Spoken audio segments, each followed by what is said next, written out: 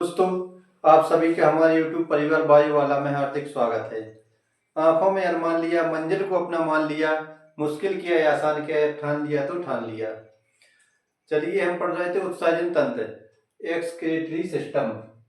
उसमें हमने मानव का उत्सर्जन तंत्र समझ लिया था। अब जो वृक्क की क्रियात्मक इकाई होती है उसे बोलते हैं नेफ्रॉन। अब हम नेफ्रॉन की संरचना समझते हैं आज। तो ये है नेफ्रॉन की संरचना। तो नेफ्रॉन की संरचना में एक कप के आकार की संरचना होती है, उसे क्या बोलते हैं? वुमेन संपुट। जो कप के आकार की संरचना होती है उसे बोलते हैं वुमेन संपुट। जे कप के आकार की संरचना है, इसे बोलते हैं वुमेन संपुट। और उसके बाद एक कुंडलित भाग होता है, उसे क्या बोलते हैं? पीसीटी।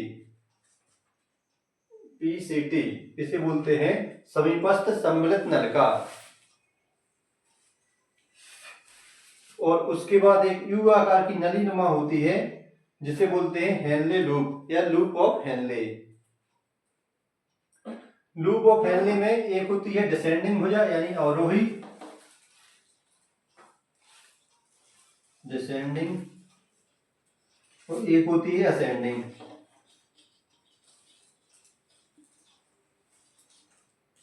ठीक है। तो लूप ऑफ हेनले जो यू आकार की संरचना होती है इसे हेनले बोलते हैं, हेनले का लूप।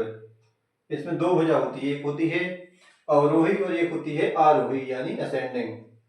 तो इसके बाद एक और कुंडलित नलिका होती है जिसे बोलते हैं डीसीटी यानी दूरस्थ सम्मिलित नलिका। और फिर है जी कलेक्टिंग डक्ट होती है या संग्रह नलिका, इसे क्या बोलते हैं? संग्रह नलिका, संग्रह नलिका बोलते हैं। ठीक है।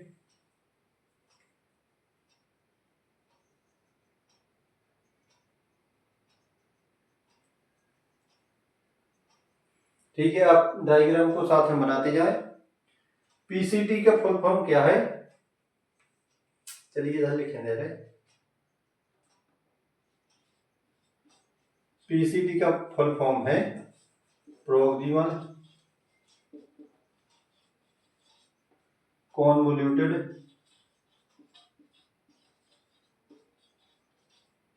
ट्यूब्यूल, यानी इसे बोलते हैं समीपस्थ सम्मिलित नलिका। इसे क्या बोलते हैं? समीपस्थ सम्मिलित नलिका। ठीक है। अब डीसीटी का फुल फॉर्म क्या है? तो डीसीटी का है, डीसीटी का फुल फॉर्म क्या है? तो डीसीटी का फुल फॉर्म है, डीसीटी का फुल फॉर्म है डिस्टल कॉन्वोल्यूटेड ट्यूब्यूल, यानी दूरस्थ सम्मिलित नलिका। ठीक है। अब जो हमारे लीवर में क्या होता है? अमोनिया से यूरिया बनता है। लीवर का कार्य क्या है? अमोनिया से यूरिया में बदल देता है, अमोनिया को यूरिया में। तो वो रक्त के माध्यम से कहाँ आता है? किडनी में आता है। किडनी में कहाँ पर? नेफ्रॉन वाले पार्ट में। तो नेफ्रॉन इसे क्या बोलते हैं? एक केशिका का गुच्छ होता है, इसे ग्लोमेरुलस या गुच्छ बोलते हैं, केशिका गुच्छ। ठीक है। तो अपवाही धमनिका के द्वारा, अपवाही धमनिका के द्वारा ग्लोमेरुलस में रक्त आता है। अपवाही धमनिका के द्वारा समथिंग 1100 से 1200 ml प्रति मिनट है।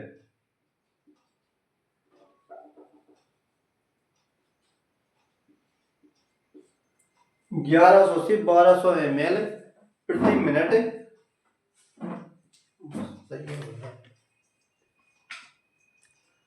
1100 से 1200 ml प्रति मिनट रक्त है। 1100 से 1200 ml प्रति मिनट रक्त है। अब अभिवाही धमनिका के द्वारा इसे बोलते हैं एफरेंट आर्टीरियोल।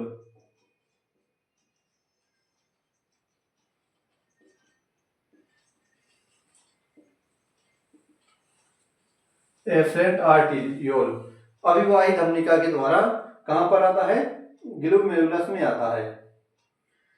इसमें 1100 से 1200 ml रक्त में जो हृदय से निकास, हृदय निकास रक्त का कितना होता है? 1/5 भाग होता है, क्योंकि हृदय है जी 1 मिनट में 5000 ml रक्त पंप करता है, समथिंग 5 लीटर रक्त।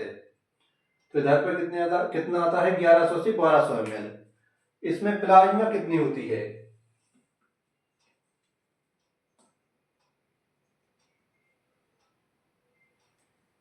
तो जो रक्त आता है इसमें 650 ml क्या होती है? इधर पर प्लाज्मा होती है। इसमें 650 ml क्या होती है? प्लाज्मा। 650 ml होती है क्या? प्लाज्मा। जो इधर पर क्या होती है? निस्यंदन होता है इसका, यानी छनती है तो कितना छनता है? 125 ml। 125 ml रक्त छनता है। इसमें प्रोटीन के कण नहीं छनते, जो बड़े प्रोटीन के कण होते हैं उसका निस्यंदन नहीं होता है। और बाकी रक्त अपवाही धमनिका के द्वारा, एफरेंट आर्टीरियोल,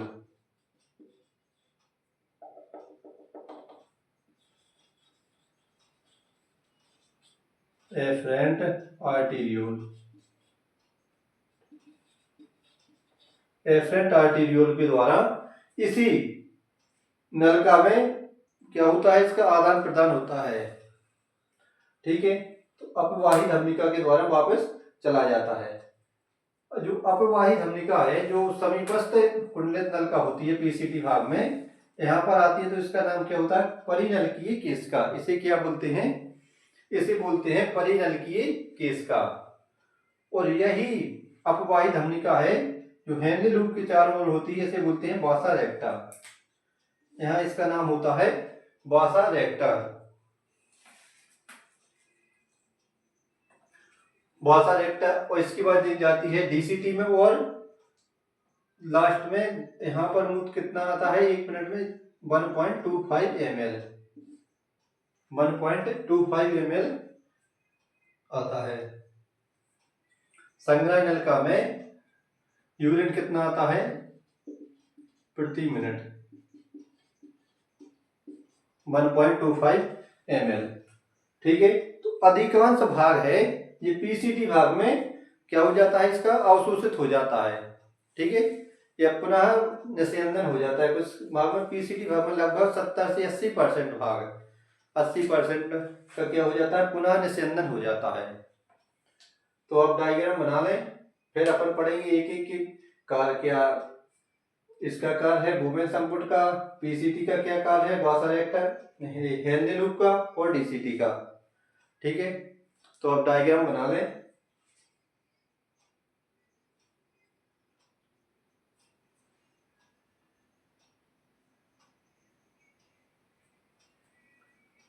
और वुमेन सपोर्ट और ग्लोमेरुलस को क्या बोलते हैं? इसे बोलते हैं मेल पीगी काय। मेल पीगी काय। ठीक है, इसे बोलते हैं मेल पीगी काय, या ब्रक के कड़िका बोलते हैं।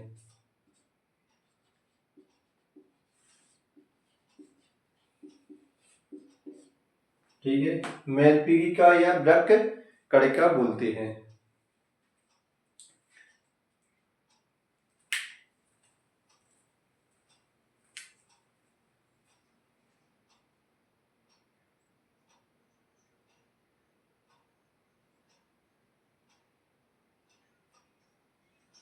चलिए, इसके बाद हम देखेंगे वृक्क के नलिकीय भागों के कार्य। नलिकीय भागों के क्या क्या कार्य होते हैं? तो सबसे पहले पीसीटी, समीपस्थ सम्मिलित नलिका, पीसीटी भाग का कार्य देखते हैं। इसका क्या कार्य होता है? तो पीसीटी भाग है जो कुल निस्यंद का जितना भी फिल्ट्रेशन होता है उसका 70 से 80%, 70 से 80% भाग है पुनः अवशोषण हो जाता है।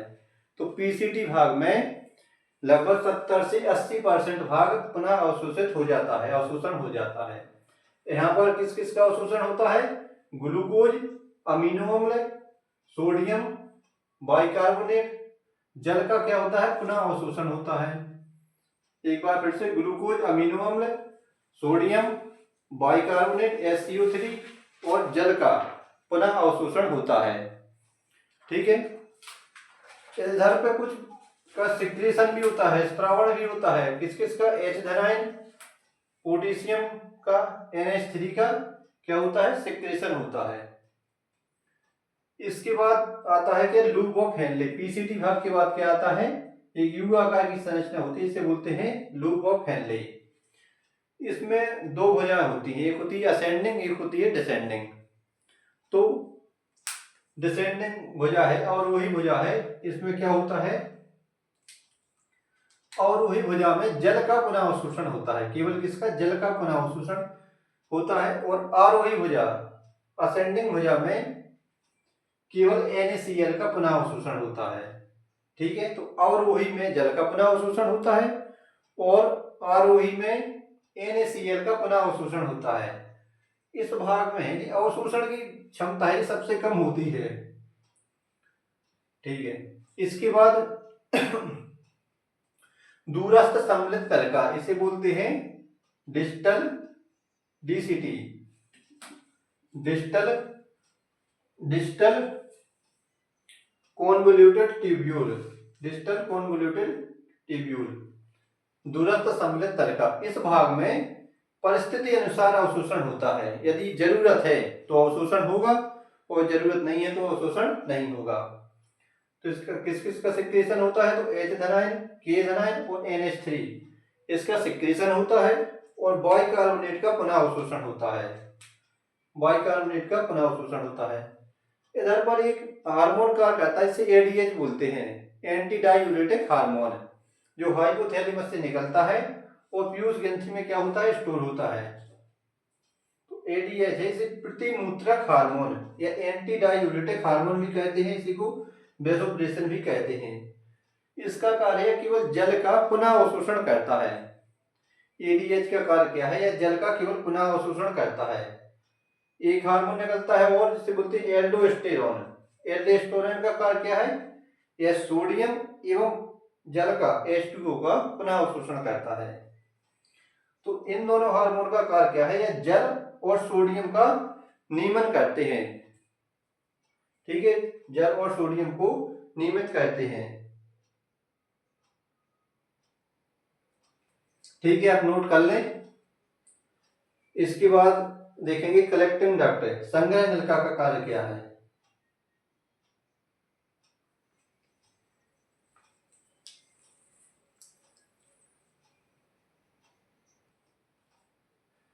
चलिए, इसके बाद देखेंगे संग्रह नलिका या कलेक्टिंग डक्ट। कलेक्टिंग डक्ट का कार्य क्या है? इसमें भी परिस्थिति अनुसार क्या होता है? अवशोषण होता है। तो परिस्थिति अनुसार H2O का क्या होता है? पुनः अवशोषण होता है। ADH हार्मोन है, जो एंटी डायूरेटिक हार्मोन है, प्रतिमूत्रण हार्मोन है, इस पर भी कार्य करता है, इस भाग पर भी कार्य करता है। वृक्क मध्यांश की परासरता को बनाए रखने के लिए NaCl एवं कुछ मात्रा में यूरिया का क्या होता है? पुनः अवशोषण होता है। NaCl एवं कुछ मात्रा में यूरिया का क्या होता है? पुनः अवशोषण होता है। वृक्क की परासरता को बनाए रखने के लिए NaCl एवं यूरिया का क्या होता है? पुनः अवशोषण होता है। ठीक है, आप इसे नोट कर लें।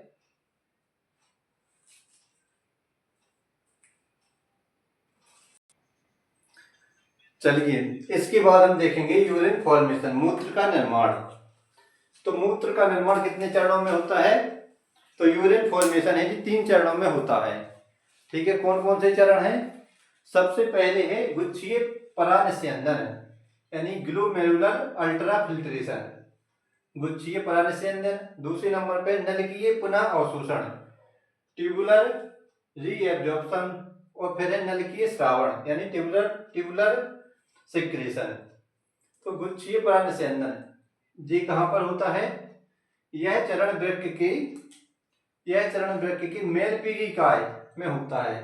मेलपीगी काय क्या होता है? जो बोमेन संपुट और ग्लूमेरुलस वाले भाग होता है, ग्लूमेरुलस वाला भाग होता है, इसको ही क्या बोलते हैं? मेलपीगी काय बोलते हैं। ठीक है, बोमेन संपुट जी कपनुमा आकार की संरचना और जिसमें जो कोशिकाएं होती हैं केशिका जिससे रक्त क्षमता है, इनको दोनों को मिलाकर मेलपीगी काय कहते हैं। ठीक है, तो गुच्छीय परागसेंद्र कहाँ पर होता है? जी मेलपीगी काय में होता है। इसके बाद आता है नलकीय पुनः अवशोषण, ट्यूबुलर रीएब्जॉर्प्शन। तो हमारा ग्लूमेरुलस फिल्ट्रेशन रेट कितना होता है? 125 प्रति मिनट, यानी 1100 से 1200 ml प्रति मिनट रक्त आता है। उसमें से कितना क्षमता है? 125 ml रक्त है। ये प्रति मिनट क्या होता है? निस्यंदन होता है, इसका क्षमता है। ठीक है, तो एक दिन के हिसाब से देखें तो ये कितना हो जाएगा? 180 लीटर प्रतिदिन, मतलब 180 लीटर प्रतिदिन क्या होता है? रक्त का निस्यंदन होता है, रक्त क्षमता है, मूत्र बनता है। फिर इसका क्या होता है? पुनः अवशोषण होता है, री एब्जॉर्प्शन हो जाता है। तो लगभग 99% निस्यंदन जो छना हुआ होता है वो विक्राणु के नलिकीय भागों में पुनः अवशोषित हो जाता है। तो इसका 99% लगभग क्या होता है? इसी नलिकीय भागों में क्या हो जाता है? पुनः अवशोषण हो जाता है। फिर नलिकीय स्रावण, ट्यूबुलर सिक्रीशन। अब कुछ भाग का क्या होता है? सिक्रीशन भी होता है। तो उसमें क्या होता है? निस्यंद जब विक्राणु के नेफ्रॉन के नलिकीय भागों से गुजरता है तो किसका H+, K+ एवं NH3 को उसमें क्या किया जाता है? स्रावण किया जाता है, सिक्रेशन किया जाता है। ठीक है, तो ये है हमारी यूरिन फॉर्मेशन यानी मूत्र निर्माण की प्रक्रिया जो 3 चरणों में होती है, जिसे आप नोट कर लें।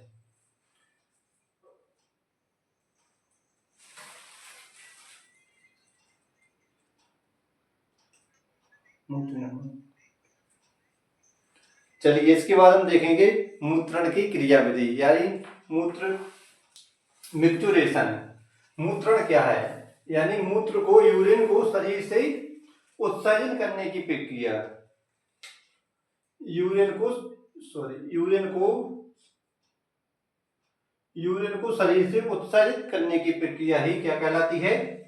मिक्चुरेशन या मूत्रण कहलाती है। यह एक कैसी क्रिया होती है? यह ऐच्छिक क्रिया होती है, वॉलंटरी क्रिया होती है। जैसे ये हमारा मूत्राशय है,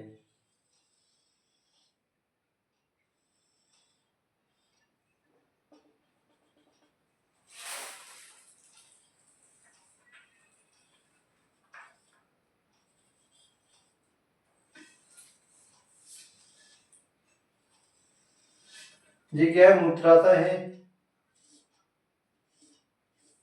ये है मूत्रवाहिनी,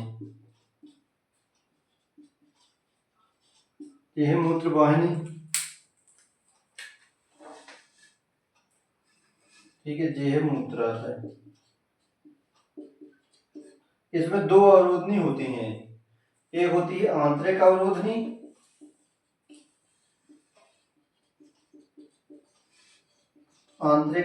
और एक होती है बाह्य अवरोधनी।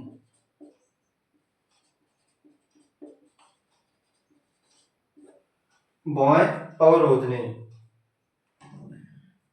2 अवरोधनी होती हैं।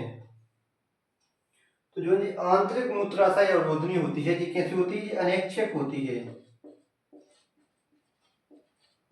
और बाह्य वाली अवरोधनी होती है ये ऐच्छिक होती है।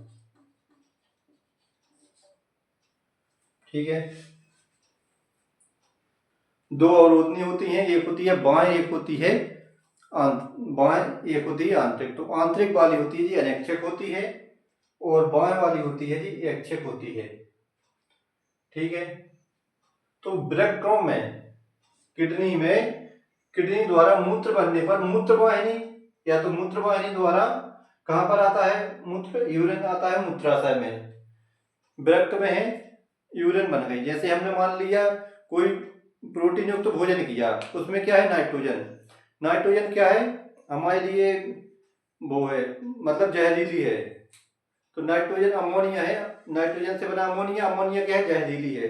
तो यकृत है, लीवर है, अमोनिया को इसमें बदल देगा यूरिया में। और यूरिया है ब्लड के माध्यम से कहाँ पर आएगा, किडनी में, जहां पर इसका फिल्ट्रेशन होगा। फिल्ट्रेशन के बाद ये आएगा संग्रह डक्ट, और संग्रह डक्ट के बाद आएगा इसमें यूरेटर के द्वारा मूत्राशय में, मूत्रवाहिनी के द्वारा मूत्राशय में। तो वृक्कों द्वारा मूत्र बनने पर मूत्रवाहिनी या मूत्र नल का मूत्राशय तक पहुंचाया जाता है। ठीक है। प्रतिदिन हम लगभग 1.5 लीटर यूरिन का उत्सर्जन करते हैं। ठीक है, प्रतिदिन हम 1.5 लीटर यूरिन का क्या करते हैं, निष्कासित करते हैं, जिसमें लगभग 25 से 30 ग्राम क्या होती है, यूरिया होती है। हम प्रतिदिन 1.5 लीटर यूरिन का निष्कासित करते हैं, जिसमें 25 से 30 ग्राम यूरिया को निष्कासित करते हैं। मूत्र का पीएच होता है जी 6 होता है, हल्का अम्लीय। मूत्र का पीएच 6 होता है, हल्का अम्लीय। किसकी उपस्थिति के कारण, H+ की उपस्थिति के कारण यह कैसा होता है, अम्लीय होता है। वर्णक रंग कैसा होता है, इसका रंग है जी हल्का पीले रंग का होता है, यूरोकोम वर्णक के कारण। जो पित्राशय से वो वर्णक निकलते हैं, पित्राशय से वर्णक निकलते हैं, पित्त वर्णक, उसमें यूरोकोम वर्णक पाया जाता है, जिसके कारण मूत्र का रंग हल्का पीला होता है। और इसमें क्या क्या संघटक होता है, यूरिया होता है, जल, H+, K+ आदि पाए जाते हैं। ठीक है, इसका आप स्क्रीनशॉट ले लें या नोट कर लें।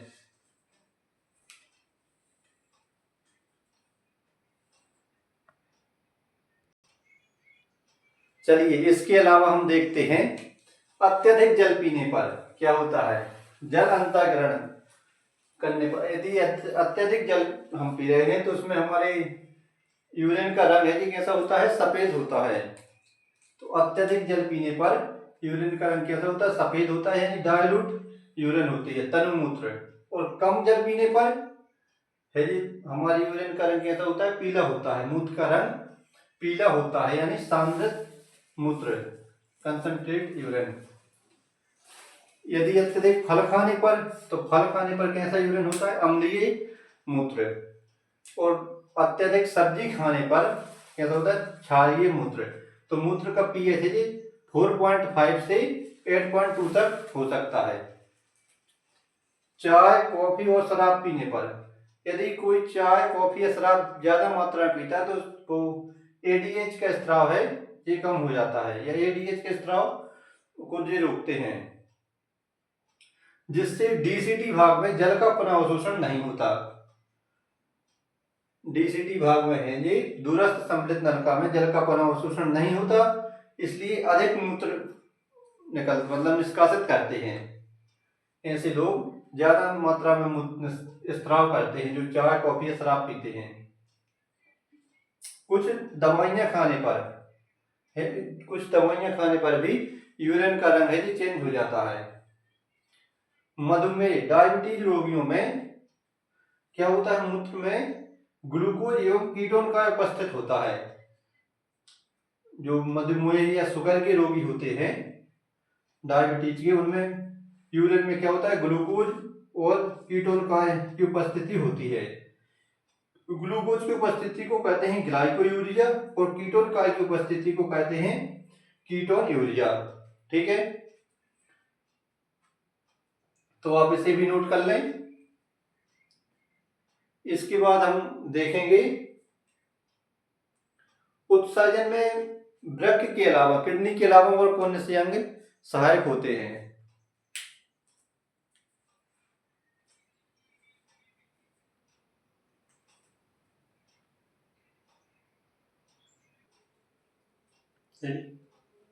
चलिए, इसके बाद हम देखेंगे कि उत्सर्जन में है वृक्क के अलावा और कौन से अंग कार्य करते हैं। तो वृक्क के अलावा, किडनी के अलावा है कि हमारे शरीर में फेफड़े यानी लंग्स है। लंग्स भी उत्सर्जन में कार्य करते हैं। लंग्स क्या करता है, जो हम CO2 को O2 को लेते हैं और CO2 को बाहर निकालते हैं, तो ये CO2 हो गई और H2O। जब हम ठंडियों में मुंह पर हाथ रखते हैं तो कुछ वाष्प जैसी बनती है, उसमें जल भी निष्कासित होता है। तो लंग्स में कौन कौन सी आ गए उत्सर्जक अंग पदार्थ? CO2 और H2O। लीवर के द्वारा क्या होता है? पित्तरस का उत्सर्जन करता है लीवर। जो पित्तरस है, लीवर के द्वारा क्या बनता है? पित्तरस बनता है और पित्तरस में स्टोर होता है। तो ये पित्तरस का उत्सर्जन करता है। पित्तरस में कौन कौन होते हैं? बिलीरुबिन और बिलीवर्डिन। हमारी स्किन के द्वारा भी उत्सर्जन होता है। स्किन में पसीने की ग्रंथियां यानी श्वेत ग्रंथियां और तेली की ग्रंथियां ऑयल ग्लैंड्स। स्वेट ग्लैंड्स और ऑयल ग्लैंड्स दो प्रकार की ग्रंथियां पाई जाती हैं हमारे स्किन में। तो श्वेत ग्रंथियों के द्वारा जल, यूरिया, NaCl, लैक्टिक अम्ल और यूरिक अम्ल का उत्सर्जन होता है। इसमें कुछ मात्रा में यूरिया का भी उत्सर्जन होता है। इसी प्रकार ऑयल ग्लैंड के द्वारा स्टेरॉल, हाइड्रोकार्बन एवं मोम जैसे पदार्थों का निष्कासन होता है या उत्सर्जन होता है। तो ठीक है, तो वृक्क के अलावा हमारे शरीर में लंग्स, लीवर, स्किन उत्सर्जन में सहायक होते हैं या उत्सर्जन का कार्य करते हैं। ठीक है, अब इसके बाद हम देखेंगे कि होने वाले वृक्क में होने वाले रोग या विकृतियां, किडनी में कौन कौन से रोग हो जाते हैं या उसमें कौन सी विकृतियां हो जाती हैं। ठीक है, आप इसे नोट कर लें।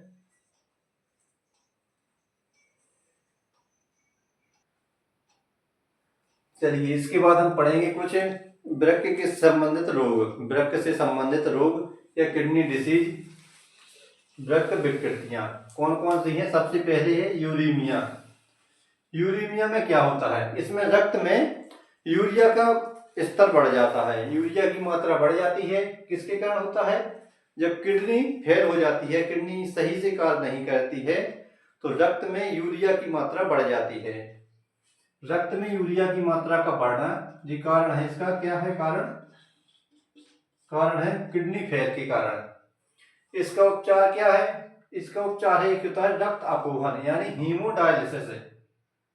रक्त अपोहन, व्यक्ति के शरीर से रक्त निकाला जाता है और कृत्रिम विधि द्वारा उसे क्या किया जाता है? छाना जाता है, तो वो कहलाता है हीमोडायलिसिस। लेकिन रक्त अपोहन है ये एक अस्थायी है, इससे परमानेंट रोग नहीं मिटेगा। हफ्ते में 1 या 2 बार हीमोडायलिसिस करवाना पड़ता है। तो रक्त अपोहन क्या है? एक अस्थायी है। यदि इस बीमारी के स्थायी इलाज करवाना है तो उसके लिए है वृक्क प्रत्यारोपण या किडनी ट्रांसप्लांट। किडनी ट्रांसप्लांट करवाइए किसी अपने संबंधी से, और प्रतिरक्षा तंत्र को देखते हुए कि हमारा शरीर उसे ले रहा है कि नहीं। तो ये इसका क्या है? स्थायी उपचार है वृक्क प्रत्यारोपण। तो यूरीमिया में रक्त में यूरिया की मात्रा बढ़ जाती है, जो बहुत ही हानिकारक है, किडनी फेल का इसका कारण है। इसका अस्थायी उपचार है रक्त अपोहन और स्थायी उपचार है वृक्क प्रत्यारोपण या किडनी ट्रांसप्लांट। फिर दूसरा रोग है रीनल कैलकलाई।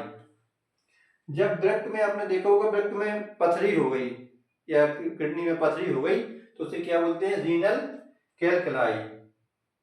वृक्क में बनी पथरी या अघुलनशील लवण के पिंड, अघुलनशील लवण के पिंड के से क्या बनती है? पथरी बनती है, जो रोग का नाम है रीनल कैलकलाई। पथरी किसके कारण बनती है?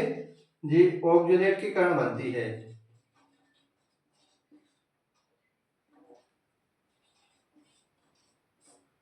ऑक्जेलेट के कारण बनती है, ऑक्जेलेट कैल्शियम के ऑक्जेलेट के लिए, कैल्शियम की ऑक्जेलेट से क्या बनती है? पथरी बनती है। फिर क्या है? ग्लोमेरुलनेफ्राइटिस। ग्लोमेरुलनेफ्राइटिस या इसे बोलते हैं गुच्छ शोथ। इसमें क्या होता है? इसमें जो गुच्छ होता है, ग्लोमेरुलस होता है, उससे संबंधित बीमारी हो जाती है, यानी वृक्क के गुच्छ शोथ की क्या हो जाती है, प्रदायकता हो जाती है। ठीक है, तो गुच्छ शोथ संबंधी बीमारी हो जाती है, उसे कहते हैं ग्लोमेरुलोनेफ्राइटिस। तो ठीक है दोस्तों, आज हमने उत्सर्जन वाले चैप्टर को कंप्लीट कर लिया है और आज के लिए इतना ही। जय हिंद, धन्यवाद।